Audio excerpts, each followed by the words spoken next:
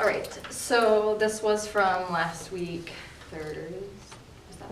last week Thursday. When I came in, I watched AP Language and Composition, and they were doing the discussion on USPS. So in general, what would you say worked with the lesson? I think that the discussion format I wound up switching to worked really well. We talked in the pre-observation a lot about how I wanted to do a debate, and then I was looking at all this stuff, and a debate just wouldn't have worked with this topic as well as I thought it would have. So what worked was the new format that we went with, just the discussion panel.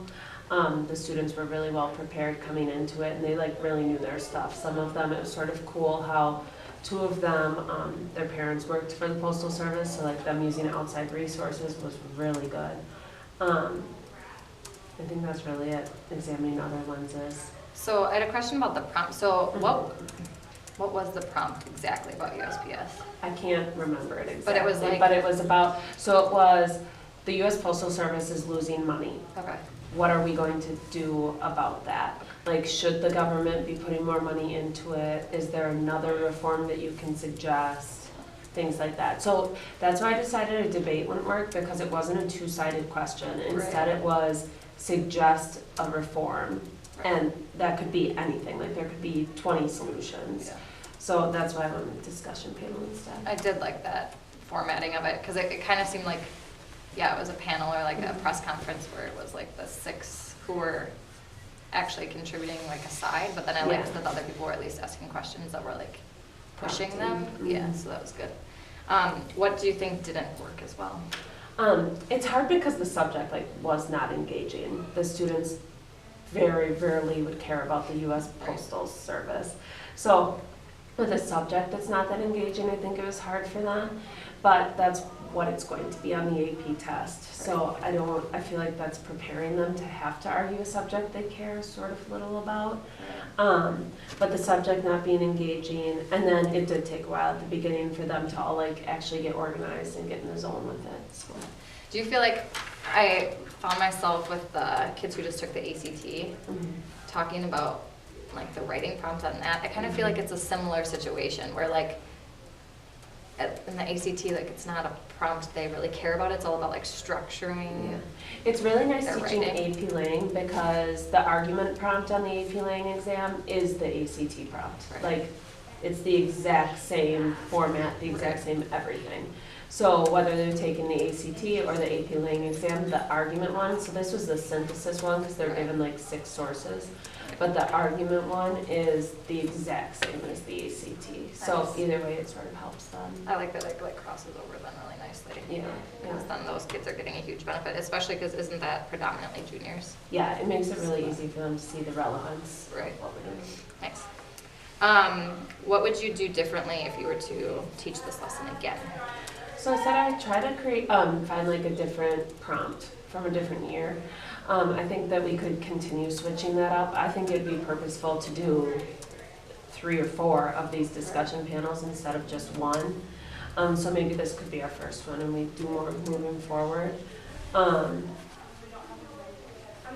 That's really it. I thought it went pretty well.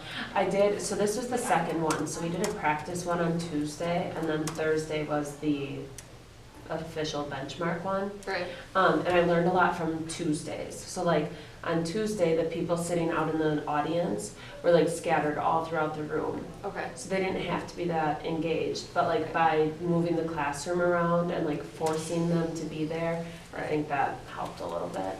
Well, and I noticed that there were still some kids who might have been not as engaged, they weren't forthcoming with questions and stuff.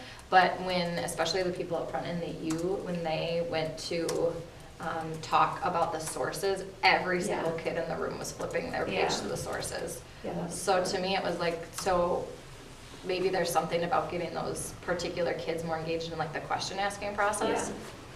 Or the argument process, because there was 1 or 2 who maybe weren't as willing to talk from just the part I was there for. But the fact that they were all had the materials out meant that they weren't checked out either, so it was good. And having the desks in a U shape actually came from Tuesday's practice too. May I have your attention please? If Anna Bruckert is in the building, please report to the main office. Anna Brugert, please report to the main office. On Thank you. Tuesday, we had them in a straight line in front of the room. Okay. And then we decided to keep their conversation going more, and so that they could engage each other more, Right. that we should have a you. And that was like the students and I working together on that idea. I So like that was a nice lot. that they gave that.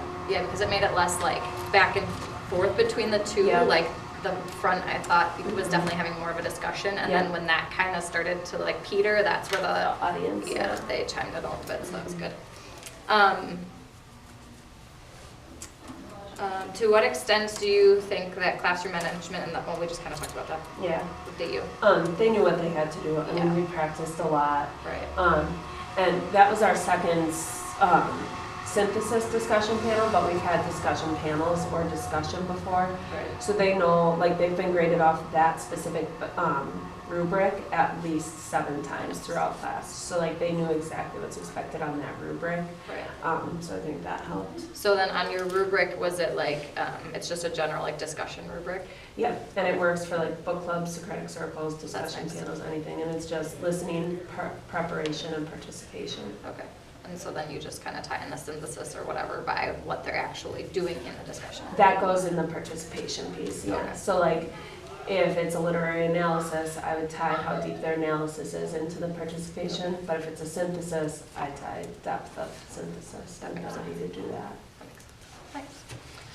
Okay, so then I'll kind of go through like things that I specifically picked out as evidence and what I tied it to. So you had mentioned that you wanted me to focus on engagement. Mm-hmm. So I then tied it to domain 3 of the Danielson framework, and I looked at all components, even though 3C is specifically engaging students in learning. I kind of looked across those. And that's the only domain that I looked at. And then I also kind of looked at your AP Lang stuff in terms of the synthesis, just to kind of see what was expected there. And so like the source-based and conceptual, I thought both kind of fit with the discussion, which was good. And I felt like the students had a really clear understanding of like all the work that they were doing leading up to it. So some specific things I picked out. At the beginning of class, even though it was kind of like the more, I guess you could say chaotic, but like just getting everybody together part, Yeah. there was a lot of stuff from that I thought was good in terms of making it clear that you knew and students knew what the whole process was going to be like. So you said, like, as we discussed yesterday, we'll have the desks in you to facilitate the discussion. Yeah. So I thought that was good because clearly you'd had that conversation with the students before, and they knew like what that was going to do to benefit them. I thought it was very cool that you explained to the students which ones would be in the U and that you thought about it purposefully. Because to me, I think it's important that like all students know, yeah, I'm putting you here because you have these strengths, and I think that worked really well. I don't know that all students would be perceptive to that, but that group seemed to be like, oh yeah, that makes sense. Yeah, I Based don't on think I would do that with previous- some of my classes, but with like an honors level class Yeah. that's that small and that close and like been together that long, Right. I think that they sort of need to hear that sometimes. Well, too. because sometimes I feel like students have a tendency to be like, well, why does that kid get that? Or, you know, and so Yeah. sometimes that openness like makes more sense for them. Mhm. You spent a lot of time like going through like what they should have out, what they're expected to do, which was good to make the context clear for them and make sure they knew it was like high quality work. And then at one point you said, what are some things that we talked about yesterday that will fly today and what will not fly? And I thought that was good because it wasn't just you saying like, this is what you will do, this is what you will not do, but you actually solicited their like what they need to be doing so that you knew the expectation had reached them. You explained to them, you said, don't feel like you need to rush the conversation. It's okay to say like, I would like to talk about that more. So I thought that was good in that you gave them some strategies for them to take the conversation to the next level, which was really good.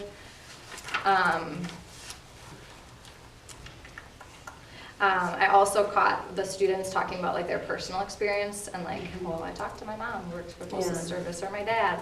And so I thought that was good that they had an avenue to like have their own interests. Maybe it's not an interest per se, but at least it was like relevant to their lives and they felt like they could use that.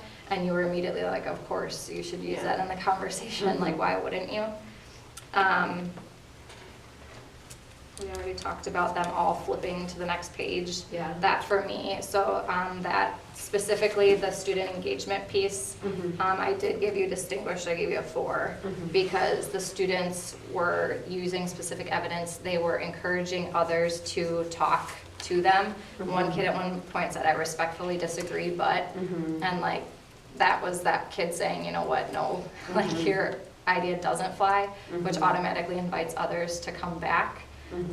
So I thought that was all really good. In terms of one of the standards, or one of the components under 3 is using assessment in instruction. And so I hadn't stayed for the whole time to see like how you wrapped it up, but you did have the rubrics out and were clearly like making notes for more immediate feedback. Did you give those to them at the end, or did They next get them, time? no, they get them, so they had the ACT right after it, so I haven't nice. seen them yet. So Okay. they'll get them Okay. this upcoming class. And they just have like each student has like Their own 6 bunch. sentences of notes that I usually take during the discussion panel. So that was good that it was clear you were collecting specific things that you could give back to them. I took a lot of notes. And then I did like, there was like at least a good like solid 20 seconds where the room was dead silent. And like a lot of teachers would be uncomfortable with that and like want to like help, and you just let it go, which I thought was really good because it forced those kids who were in the gallery to be like, oh, I need to do something here. And they stepped up. I mean, it's a little awkward for 20 seconds, but I thought that was a really good use of wait time. And then the students were, again, making really good connections. One person said, I think the author was trying to say, so some of those like synthesis pieces really came out in how they were answering the questions and discussing it. So overall then, for the different sections, for communicating with students, I gave you a proficient. For using questioning and discussion techniques, I gave you distinguished. Same thing for engaging students in learning. Using assessment, again, I gave you proficient, but I didn't really see a whole lot of that. And then demonstrating flexibility and responsiveness, proficient as well. So, yes. So it was all very good stuff. Do you have questions? No, I do not. Okay, cool. Thank you. Thanks. How far did you get on that essay during this time, Gabe? Oh,